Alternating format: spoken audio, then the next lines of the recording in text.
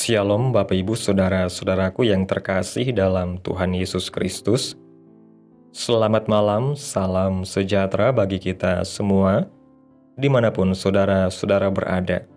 Selamat datang kembali di Renungan Kristen pada malam hari ini. Kiranya kekuatan dan sukacita oleh Roh Kudus melimpah dalam hati dan kehidupan saudara semua. Dan semoga saudara semua dalam keadaan sehat selalu. Pada malam hari ini sebelum kita mendengarkan renungan firman Tuhan, mari kita berdoa. Terima kasih Bapa di dalam kerajaan sorga, Bapa yang ajaib dan mulia, Bapa yang kudus dan kekal, Bapa yang kami panggil di dalam nama Tuhan Yesus Kristus. Kami mengucap syukur Tuhan, oleh karena pertolongan-Mu di sepanjang hari, kami boleh dimampukan Tuhan untuk melewati hari ini, melakukan tugas tanggung jawab kami, mengerjakan segala aktivitas kami dengan pertolongan Tuhan. Saat ini ya Tuhan, kami hendak mendengarkan firman-Mu. Berilah kami pengetahuan dan bimbinglah kami, agar apa yang Engkau firmankan dapat bekerja sesuai kehendak-Mu. Bukalah hati dan pikiran kami ya Tuhan, untuk dapat mendengar dan menerima firman-Mu. Kiranya firman-Mu ini dapat kami lakukan di dalam setiap kehidupan kami, dan menjadi berkat bagi hidup kami. Berbicaralah ya Tuhan, kami sudah siap mendengarkan firman-Mu. Dalam nama Tuhan Yesus kami berdoa. Amin.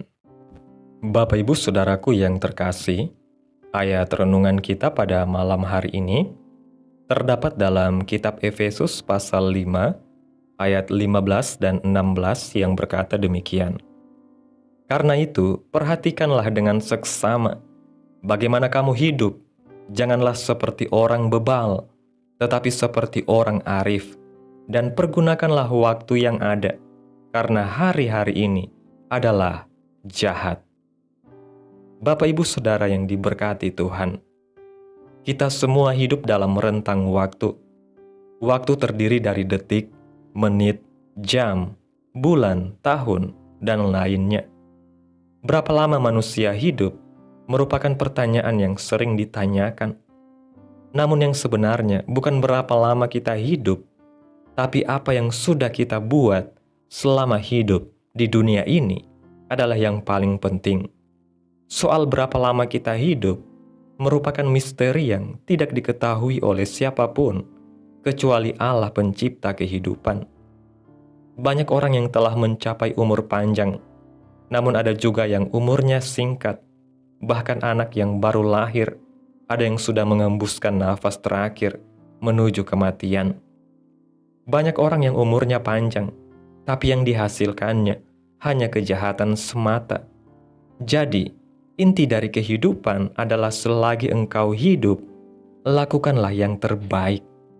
Ingatlah bahwa Tuhan adalah pemilik waktu. Kita adalah pengelolanya. Jika Tuhan menyatakan waktu kita selesai, manusia tidak akan dapat menolaknya. Dan inilah waktu untuk mempertanggungjawabkannya kepada Tuhan. Bagaimana kita memandang dan mengelola waktu dipandang dari aspek Tuhan. Apa yang Tuhan ajarkan melalui firman-Nya mengenai cara seharusnya kita memanfaatkan waktu kita. Kata waktu yang dimaksudkan oleh ayat pembukaan kita bukanlah waktu yang terus berputar secara teratur, tetapi lebih tepatnya kesempatan. Jadi pekalah pada Tuhan ketika Tuhan memberikan kairos kepada kita. Karena wujud nyata dari hidup berhikmat adalah mempergunakan waktu yang ada. Orang yang mengerti kehendak Allah akan sangat menghargai waktu pemberian Tuhan. Mengisinya pun sejalan dengan apa yang Tuhan mau.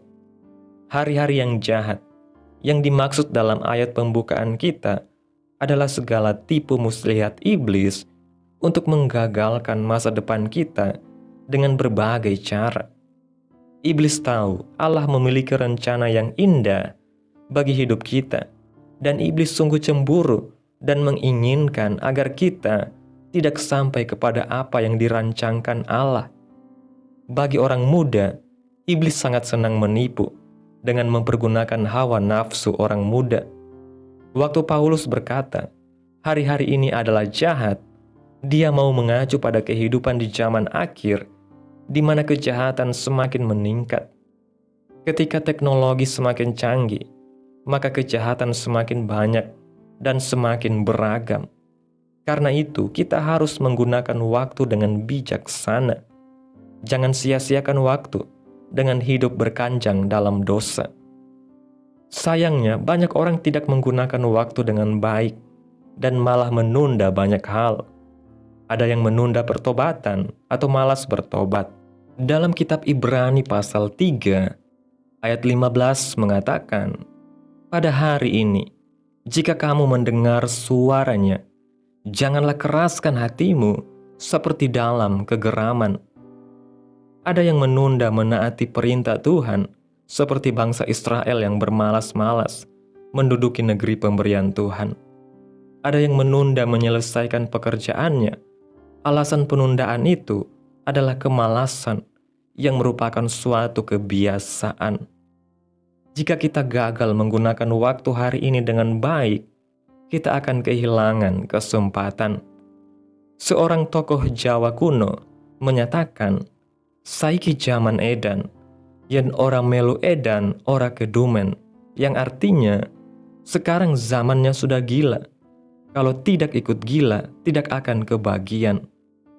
Pernyataan Ronggo Warsito ini bukanlah kalimat perintah atau ajakan, tapi sebuah pernyataan satir yang menunjukkan pada kondisi zaman yang dia lihat dan perhatikan. Apa yang dikatakan Ronggo Warsito ini senada dengan pernyataan Paulus bahwa hari-hari ini jahat. Pertanyaannya, kalau zamannya sudah edan atau hari-hari ini jahat, apakah orang harus ikut jahat supaya dapat ambil bagian di dalamnya? Sama sekali tidak.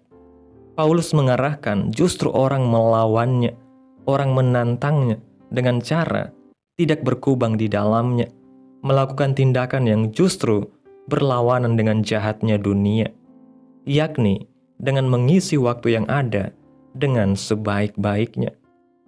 Orang yang memilih bertindak demikian, Paulus sebut sebagai orang arif, berhikmat, dan bijaksana. Hari ini tidak akan pernah kembali. Kita harus menghargai waktu yang ada dengan tidak menunda mengerjakan hal-hal yang berguna bagi Tuhan dan sesama. Injil Yohanes pasal 9 ayat 4 mengatakan, akan datang malam di mana tidak ada seorang pun yang dapat bekerja. Ingatlah, waktu tidak akan menunggu seorang pun. Kemarin adalah sejarah, hari esok adalah misteri, hari ini adalah karunia. Itulah yang disebut dengan berkat. Waktu terus berlari. Lakukanlah yang terbaik hari ini. Manfaatkan waktu dengan bijaksana. Jangan menunggu sampai hari esok yang belum tentu kita dapatkan. Kalau kita perhatikan, bukan hanya orang Kristen yang bisa memanfaatkan waktunya dengan baik, tetapi banyak orang-orang di luar Tuhan yang lebih bisa mengatur waktunya dengan baik. Mungkin mereka lebih bisa memakai waktu mereka, tetapi perbedaannya, kita sudah berada dalam anugerah keselamatan. Kita berbeda dengan mereka yang di luar anugerah itu. Kita memaknai waktu kita, karena itulah kewajiban atau bukti dari pertanggungjawaban kita atas keselamatan yang Tuhan sudah berikan kepada kita. Jadi, perhatikan waktu sekarang, di mana kita mempunyai kesempatan untuk belajar. Gunakan dengan baik kesempatan, waktu, atau momen saat ini, karena bisa hilang. Ingat, waktu tidak akan pernah kembali. Tugas kita sekarang adalah memahami bahwa waktu tidak akan pernah kembali. Jadi, maknai waktu ini dengan baik. Raih kesempatan yang ada untuk belajar, mengembangkan talenta, menambah wawasan, semuanya untuk kemuliaan Tuhan. Biarlah kita semua semakin bijak dalam memaknai, menggunakan, dan memanfaatkan waktu kita dengan penuh tanggung jawab, dan bisa menghasilkan hasil dalam tugas dan pekerjaan kita dengan maksimal dalam seluruh aspek kehidupan kita, baik secara jasmani maupun rohani. Bapak Ibu Saudaraku yang diberkati Tuhan, dari renungan kita pada malam hari ini, kita diajak untuk menyadari bahwa hidup ini adalah karunia Tuhan, dan waktu yang diberikan kepada kita bukanlah sesuatu yang bisa kita abaikan. Rasul Paulus mengingatkan agar kita hidup sebagai orang arif, bukan sebagai orang bebal yang menyia-nyiakan kesempatan. Di tengah dunia yang jahat dan penuh godaan, kita harus semakin peka terhadap kehendak Tuhan dan memakai setiap kesempatan yang ada untuk melakukan yang terbaik, bukan hanya bagi diri sendiri, tetapi juga bagi Tuhan dan sesama. Waktu bukan sekedar detik yang terus berjalan, melainkan kesempatan ilahi atau kairos yang harus dimanfaatkan dengan bijaksana. Sebagai orang percaya, kita harus hidup dengan kesadaran bahwa setiap detik adalah anugerah dan bahwa Tuhan adalah pemilik waktu, sedangkan kita hanya pengelola. Janganlah kita terjebak dalam budaya menunda-nunda, karena hari esok belum tentu menjadi milik kita. Setiap hari adalah peluang untuk bertobat, melayani, belajar, dan menghasilkan buah yang menyenangkan hati Tuhan. Hiduplah dengan penuh tanggung jawab dan hormat kepada Sang Pemberi waktu, karena pada akhirnya kita semua akan dimintai pertanggungjawaban atas setiap waktu yang telah kita lalui. Amin. Tuhan Yesus memberkati. Demikianlah renungan firman Tuhan pada malam hari ini.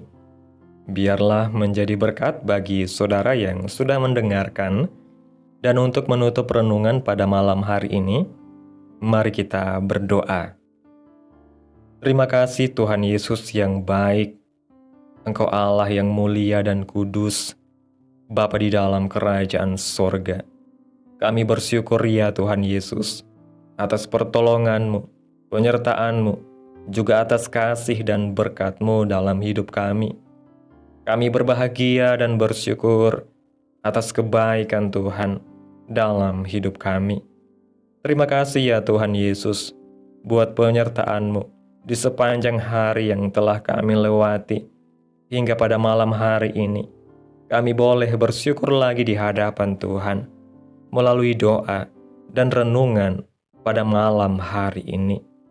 Terima kasih Tuhan Yesus buat firman-Mu yang mengajarkan kami untuk memanfaatkan waktu kami dengan sebaik-baiknya. Kami bersyukur untuk waktu dan kehidupan yang Engkau berikan kepada kami.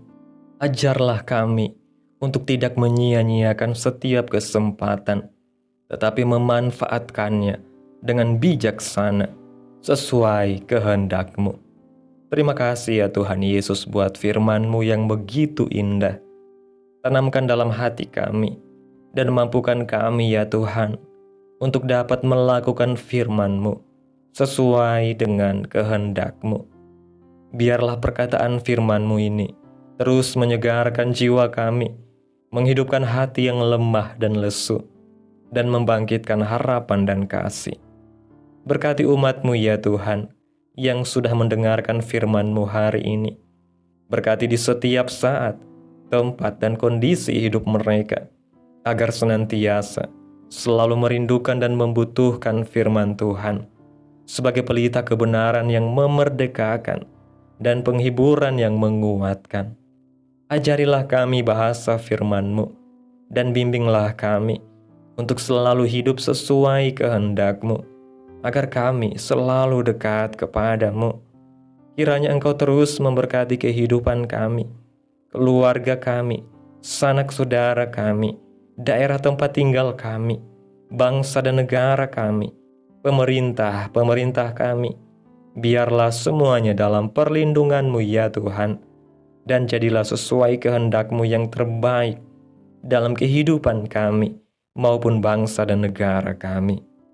Hamba berdoa ya Tuhan, buat umat-umat-Mu yang sudah mendengarkan renungan pada malam hari ini, yang saat ini sedang mengalami sakit penyakit, pergumulan masalah, kebutuhan ekonomi. Kiranya Tuhan yang jamah kehidupan umat-umat-Mu. Tuhan sembuhkan sakit penyakit mereka. Tuhan pulihkan keadaan umat-umat-Mu.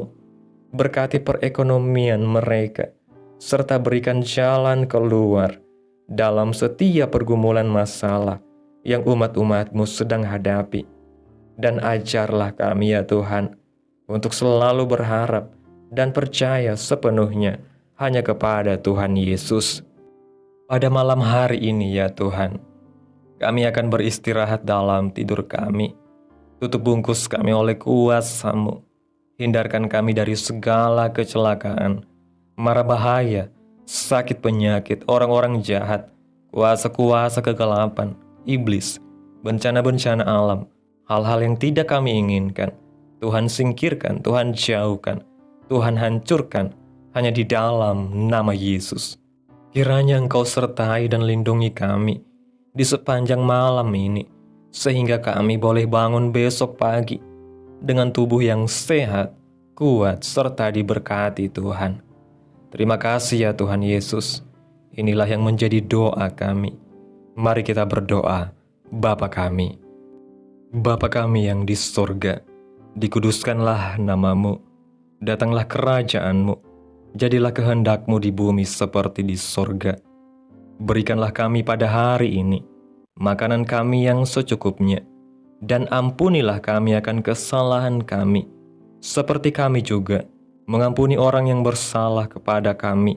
Dan janganlah membawa kami ke dalam pencobaan, tetapi lepaskanlah kami daripada yang jahat. Karena Engkaulah yang mempunyai kerajaan, dan kuasa dan kemuliaan, sampai selama-lamanya. Amin. Mari kita terima berkat Tuhan. Tuhan memberkati engkau dan melindungi engkau. Tuhan menyinari engkau dengan wajah-Nya dan memberi engkau kasih karunia. Tuhan menghadapkan wajah-Nya kepadamu dan memberi engkau damai sejahtera. Terimalah berkat Tuhan di dalam nama Tuhan Yesus Kristus. Amin. Selamat malam, selamat beristirahat. Tuhan Yesus memberkati.